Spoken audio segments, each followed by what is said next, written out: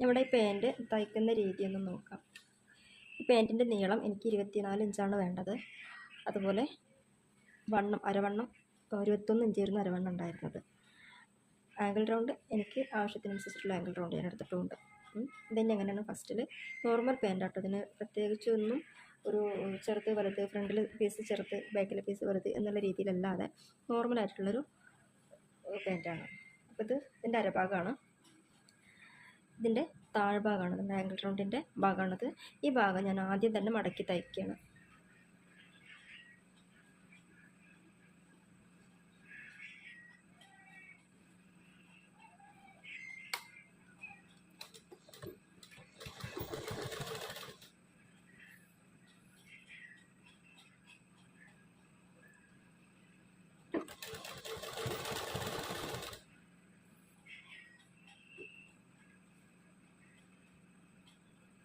ഈ material georgette മെറ്റീരിയലിൽ line വരുന്നൊരു മോഡലാട്ടോ ഇത്. ജോർജറ്റ് ആണെങ്കിലും പെട്ടെന്ന് നേലടിക്കാത്ത ഒരു ക്ലോത്തും കൂടിയാണിത്.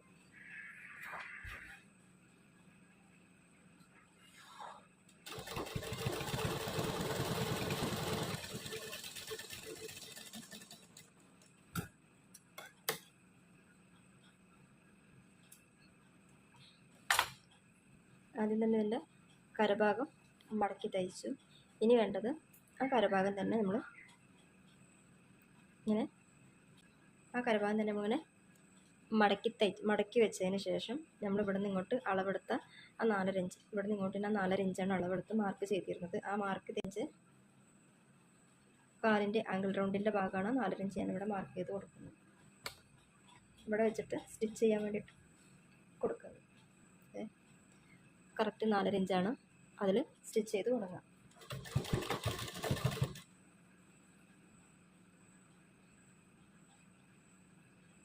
ഇവിടെ 4.5 ഇഞ്ച് എടുക്കുമ്പോൾ ഇതിന് ഞാൻ ലൈൻ വരച്ചിട്ടില്ല, എങ്കിലും ഞാൻ എൻ്റെ ഒരു ടിപ്പ് പ്രകാരം ഇവിടെ ഞാൻ 4.5 ഇഞ്ച് എടുക്കുമ്പോൾ ഇതിൻ്റെ ഈ ഭാഗം, അതായത് മിഷീൻ്റെ ഈ ലാസ്റ്റ് ഭാഗം ഇവിടെ നിന്ന് ഇങ്ങോട്ട് ഞാൻ 5.5 ഇഞ്ചായിട്ട് എടുക്കുന്നുണ്ട്. ഇവിടെ 4.5 ഇഞ്ച് എടുക്കുമ്പോൾ ഇവിടെ ഞാൻ 5.5 ഇഞ്ചായിട്ട് എടുക്കുന്നുണ്ട്.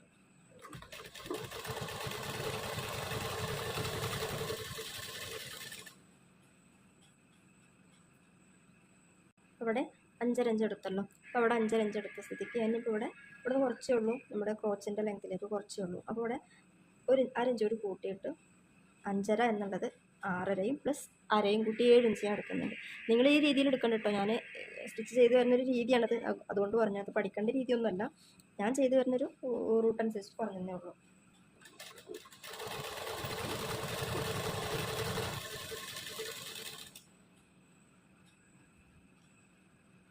ഇനി നമുക്കിവിടെ ആങ്കിൾ റൗണ്ടാണ്, അവിടെ നമ്മൾ എടുക്കേണ്ടത് എത്ര ഇഞ്ചാണോ അതനുസരിച്ചിട്ട് എടുക്കാം. ഓക്കെ,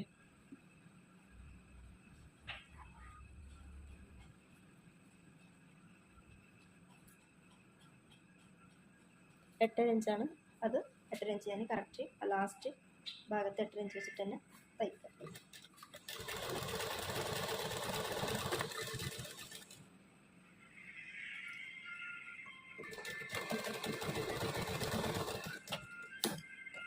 രണ്ട് സ്റ്റിച്ച് ചെയ്ത് കൊടുക്കുക. ഞാനിപ്പോൾ ഇവിടെ ഒരു സ്റ്റിച്ച് ചെയ്യുന്നുള്ളൂ. നിങ്ങൾ കസ്റ്റമേഴ്സിന് കൊടുക്കുമ്പോൾ ഡബിൾ സ്റ്റിച്ച് ചെയ്ത് കൊടുക്കുക. ഓക്കെ, ഇതുപോലെ തന്നെ അപ്പുറത്തെ ഭാഗമുണ്ട്. ഇതൊരു പാൻറ്റിൻ്റെ വശമാണ് അത്. അതുപോലെ തന്നെ അപ്പുറത്തെ വശമുണ്ട്, അതും കൂടി ചെയ്ത് കൊടുക്കുക. ആദ്യം കരഭാഗം തയ്ക്കുക.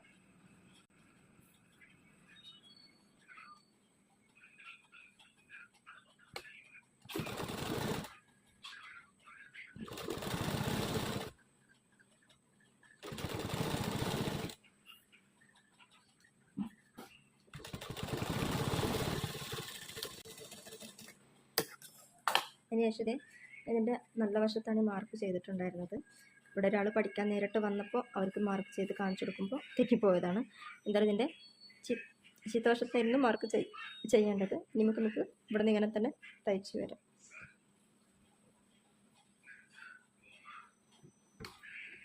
മറ്റേ കാലിലെടുത്തത് പോലെ തന്നെ ഇവിടെ 4.5 ഇഞ്ച് എടുക്കുക.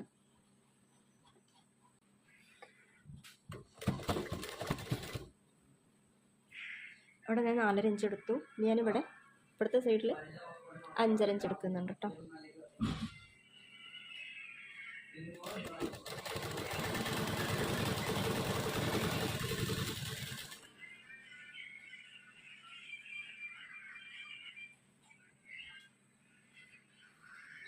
ഇവിടെ ഞാനിത് 5.5 ഇഞ്ച് എടുത്ത് ഇനി ഇവിടെ 6.5 7 ഇഞ്ചായിട്ട് എടുക്കുന്നുണ്ട്.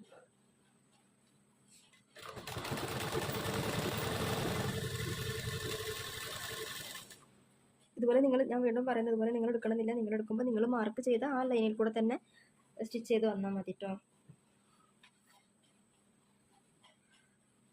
8.5.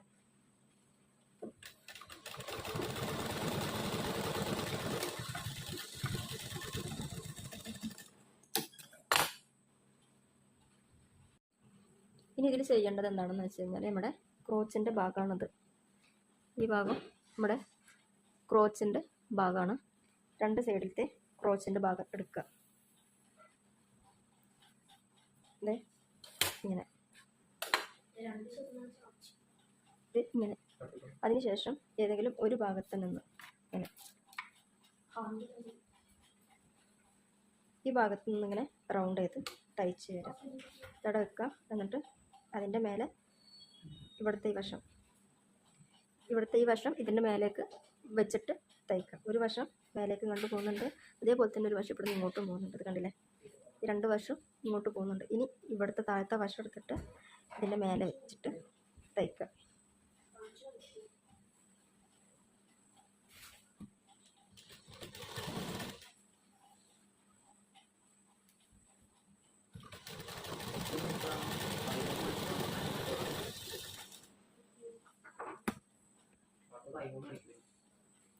നമ്മുടെ ക്രോച്ചിൻ്റെ ലാസ്റ്റ് പോയിന്റ് ഭാഗമാണത്. ഇവിടെ 2 ഭാഗത്തും ഒരുമിച്ച് വരുന്ന രീതിയിൽ തയ്ക്കാൻ നോക്കാം കേട്ടോ. അത് അങ്ങോട്ടും ഇങ്ങോട്ടും കയറി ഇറങ്ങാൻ പാടില്ല. അത് കറക്റ്റ് ചെയ്യണം. ഇത് 2 ഭാഗവും കയറി ഇറങ്ങി തയ്ക്കരുത്. അത് കറക്റ്റ് ആവണം. അതെ, രണ്ടും ഒരുമിച്ച് വരുന്ന രീതിയിൽ വെച്ച ശേഷം ആ തയ്യൽത്തുമ്പ് ഒരു ഭാഗത്തെ അങ്ങോട്ടും ഇങ്ങോട്ടും ആക്കി വെക്കാം. എന്നിട്ട് തയ്ച്ചു വരാം.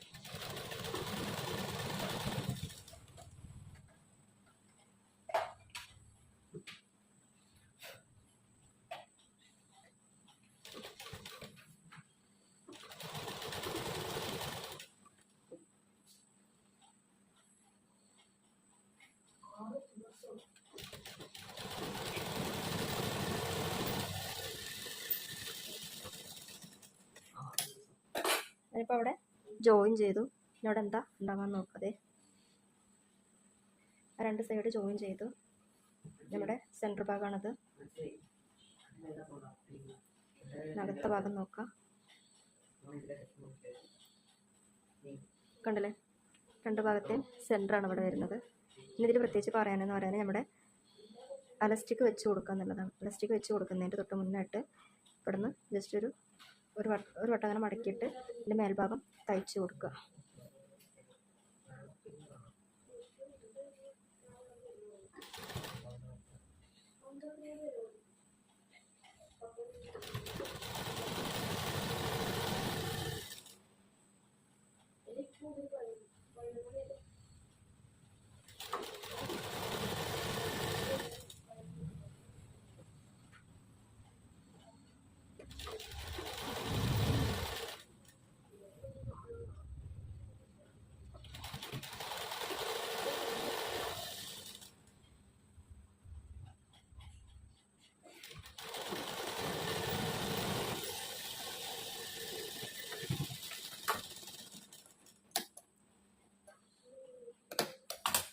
ഇത് തയ്ച്ച് കഴിഞ്ഞു. ഇനി ഇതിന് ചുറ്റുമിടാനുള്ള അലസ്റ്റിക് എത്ര എടുക്കണം എന്നുള്ളതാണ്. അലസ്റ്റിക് എടുക്കാൻ വേണ്ടി ഞാൻ അലസ്റ്റിക്കിനെ സംബന്ധിച്ച് അലസ്റ്റിക് എടുക്കുമ്പോൾ ഇതുപോലെ വീതി കുറഞ്ഞ അലസ്റ്റിക്കും ഉണ്ടാവും, വീതി കൂടിയിട്ടുള്ള അലസ്റ്റിക് ഉണ്ട്. അപ്പോൾ വീതി കുറഞ്ഞ അലസ്റ്റിക്, ഇനിയിപ്പോൾ വീതി കൂടിയിട്ടുള്ളതാണെങ്കിൽ തന്നെ പെട്ടെന്ന് വലിഞ്ഞു പോകുന്നത് നിങ്ങൾക്ക് ഇപ്പോൾ തന്നെ വലിക്കുമ്പോൾ തന്നെ മനസ്സിലാവും നിങ്ങൾക്ക് ഇത് പെട്ടെന്ന് വലിഞ്ഞു പോകുന്ന അലസ്റ്റിക് ആണോ അല്ലേ എന്നുള്ളത്. അപ്പോൾ അലസ്റ്റിക്കിൻ്റെ ആ ഒരു ക്വാളിറ്റി നോക്കിയിട്ട് വേണം നിങ്ങൾ ഇതിൻ്റെ വീതി നീളം എടുക്കാൻ. അലസ്റ്റിക് എത്ര വേണം എന്നുള്ളത് നോക്കാൻ. പെട്ടെന്ന് ഇങ്ങനെ വലിഞ്ഞു പോകുന്ന അലസ്റ്റിക് ഒക്കെ ആണെന്നുണ്ടെങ്കിൽ നിങ്ങൾ നിങ്ങളുടെ അരവണ്ണം എത്രയാണ് നമ്മുടെ അരവണ്ണം കിട്ടിയത് അതിൽ നിന്നൊരു 5 ഇഞ്ച് കുറച്ചിട്ട് കട്ട് ചെയ്യുക. എന്നിട്ട് അത് ജോയിൻ ചെയ്ത് കൊടുക്കുക. അതല്ല കുറച്ച് ക്വാളിറ്റി ഉള്ളതാണ്, പെട്ടെന്ന് അങ്ങോട്ട് വലിഞ്ഞു പോവാത്തൊക്കെ ഒരു അലസ്റ്റിക് ആണെന്നുണ്ടെങ്കിൽ അതിൽ നിന്ന് 3 ഇഞ്ച് കുറച്ചിട്ട്, അരവണ്ണത്തിൽ നിന്ന് 3 ഇഞ്ച് കുറച്ചിട്ടുള്ള നീളം മതി. എന്നിട്ട് അതിന് ജോയിൻ ചെയ്ത് കൊടുത്തതിന് ശേഷം നമ്മുടെ അരഭാഗം അടിച്ച ഭാഗം ഉണ്ടല്ലോ, ആ അടിച്ച ഭാഗത്ത് റൗണ്ട് ചെയ്തിട്ട് ഈ ഒരു രീതിയിൽ മടക്കി വെക്കണം. അരവണ്ണത്തിൻ്റെ അവിടെ ഈ ഒരു രീതിയിൽ മടക്കിയിട്ട് വേണം പിന്നെ നമ്മൾ അലാസ്റ്റിക് സ്റ്റിച്ച് ചെയ്യാൻ. ഞാൻ ഈ അലാസ്റ്റിക് അല്ല വെക്കുന്നത്, എൻ്റെ കയ്യിൽ വലിയ അലാസ്റ്റിക് ഇല്ല, ഒരു വീതി കുറഞ്ഞതാണ്. ഞാൻ നീളം ഒരു വീതി കുറച്ച് കൂടി അലാസ്റ്റിക്കാണ് ഞാൻ വെക്കാൻ ഉദ്ദേശിക്കുന്നത്, വീതി കുറഞ്ഞത് വെക്കുന്നില്ല. ഓക്കെ, അങ്ങനെ വെക്കുന്നുണ്ടെങ്കിൽ ഇതുപോലെ എന്താ പറയുക, അരവണ്ണത്തിൻ്റെ ഉള്ളിൽ അലാസ്റ്റിക് വെച്ചിട്ട് ഇങ്ങനെ തയ്ച്ച് വരേണ്ടത്.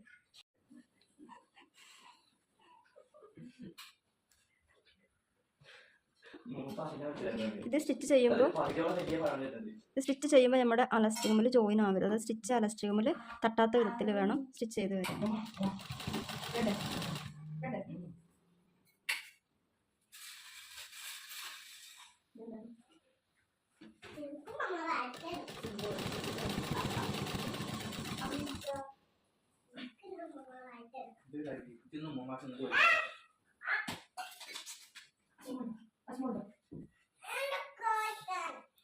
ഇതിനകത്തൊക്കെ നമ്മൾ സ്റ്റിച്ച് ചെയ്യുമ്പോൾ ശ്രദ്ധിക്കണം, അതിൽ കൂടി നമ്മൾ ആ ഒരു അലാസ്റ്റിക്കും കൂടിയിട്ട് സ്റ്റിച്ച് ചെയ്യുന്നുണ്ടോ ഇല്ലെന്നുള്ളത് നോക്കിയിട്ട് വേണം സ്റ്റിച്ച് ചെയ്യാൻ.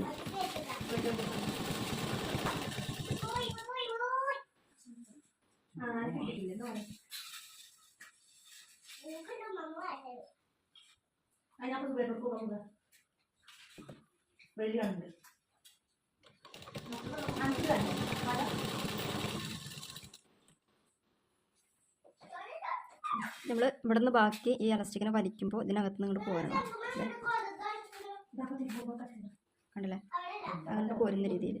മറിച്ച് നമ്മളത് അടിക്കുമ്പോൾ തന്നെ അലാസ്റ്റിക്കിൽ ജോയിൻ ആയിട്ടുണ്ടെന്നുണ്ടെങ്കിൽ വലിച്ചാൽ പോരൂല. അപ്പോൾ ഒന്ന് ശ്രദ്ധിച്ചിട്ട് വേണം തയ്ക്കാൻ.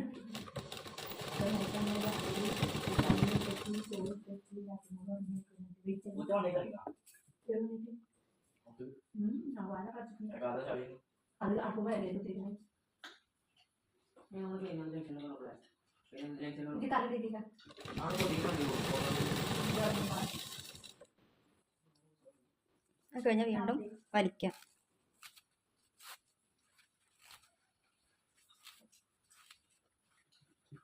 ബാക്കിയുള്ള കൂടി സ്റ്റിച്ച് ചെയ്ത് കൊടുക്കാം ടോട്ടലി.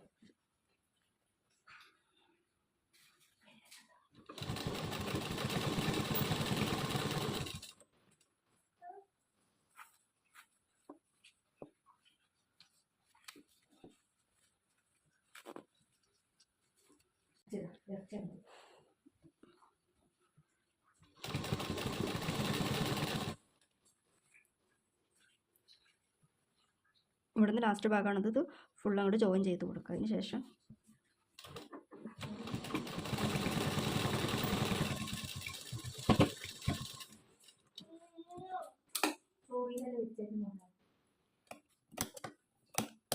എല്ലാ ഭാഗത്തേക്കും അലാസ്റ്റിക്കിൻ്റെ ഇത് ക്ലിയർ ചെയ്ത് കൊടുക്കുക. ഇതുണ്ടല്ലേ, പിന്നെ ഇതിൻ്റെ സെൻറ്റർ ഭാഗത്ത് കൂടി വീണ്ടും ഒരു സ്റ്റിച്ച് കൊടുക്കണം. ഇങ്ങനെ പിടിച്ചിട്ട് ഒരു സെൻറ്റർ ഭാഗം കാണാം, എന്നിട്ട് ബാക്കിയുള്ള ഭാഗങ്ങൾ ഇങ്ങനെ വലിച്ച് പിടിച്ചിട്ട് സെൻറ്ററിലൂടെ സ്റ്റിച്ച് ചെയ്യാം.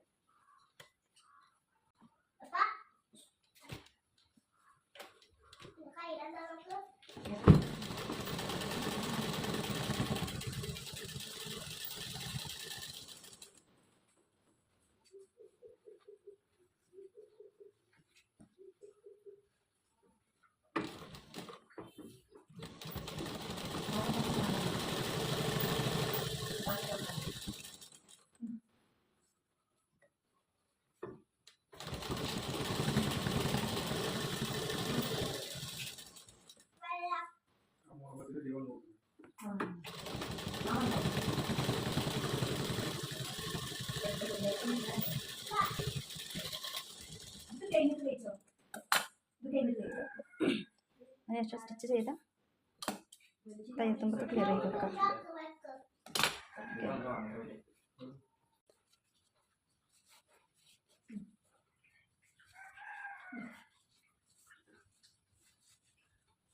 ഇതൊന്ന് നമുക്ക് ഇട്ട് നോക്കി നോക്കാം.